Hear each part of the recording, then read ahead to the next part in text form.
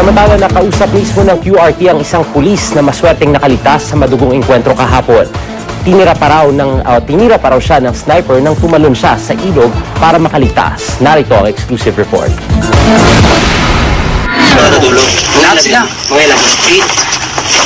Talagang rinatrap ko talaga. Kasi iniwan ko na yung baril ko, wala nang bala din. Ito ang kwento ng isang survivor sa hanay ng PNP Special Action Force na nakasagupa ng mga miyembro ng Bangsamoro Islamic Freedom Fighters at MILF sa Maguindanao. Sa kahilingan ng kanyang mga opisyal, itatago natin ang kanyang pagkakakilanlan para sa kanyang seguridad, di lang ng kanyang sarili, pati na ng kanyang buong pamilya. Ayon sa pulis na may ranggong PO2, kitang-kita niya kung paano inubos ng kanilang mga kalaban ang kanyang mga kasamahan.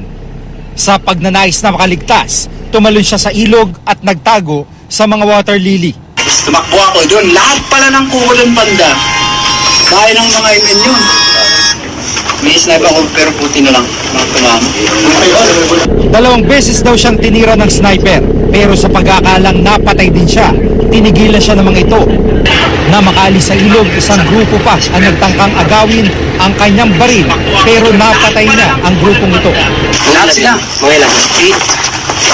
Talagang rinatrap ko talaga. Brutal ang pagpatay sa kanyang mga kasamahan at sarili mga baril ng mga pulis ang ginamit sa kanila. Kalaunan, kinuha rin daw ang mga uniforme, baril at night vision goggles ng kanyang mga kasamahan. Pumunta ako sa may para hindi ako makita. Hanggang sa nagtanong ako sa matanda, sana ang daan dito? Butot tinuro. Hanggang sa makabot siya sa mga sundalo at pulis na nag-aabang. Umiwala na talaga ako sir kasi lahat sila may tama sila eh. Kasi wala na, hopeless sila. Kagad siyang dinala ng kanyang mga kasamahan para sa debriefing. Paniwala niya, ang isang bungkos ng rosaryo sa kanyang bulsa ang nagligtas sa kanyang buhay. Ito naman ang actual retrieval operation ng Disaster Risk Reduction and Management Council ng Mama Sapano dito sa Maguindanao. Abot sa 36 na labi ng PNP Special Action Force ang kanilang na-recover.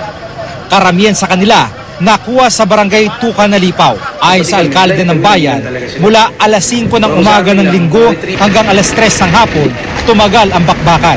Maging sila ay blanco sa naturang operasyon ng Special Action Force. Wala talagang nasabi talaga. Kahit ground commander doon sa to? Even ground commander. Nalaman ko na lang na talagang may operatives tayo sa loob around 7 a.m. dahil dumating po sa bahay ko yung mga pulis natin, provincial office, at saka yung sundalo natin.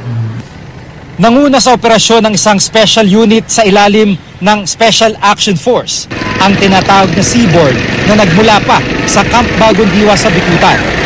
Ayon sa intelligence sources ng GMA News, may 5 beses nang nagpapabalik-balik ang grupo sa area sa paghanap kay Marwan na isang Malaysian terrorist. Ang grupo ng Seaboard na US-trained nakasagap ng isang cellphone call mula sa kanilang target, dahilan para ilunsad ang operasyon. Pero ang may 70 miyembro ng SAF ay hindi umubra ng makasagupa ang may 300 miyembro ng BIFF na nagbabantay kay Marwan, bukod pa sa mga miyembro ng MILF.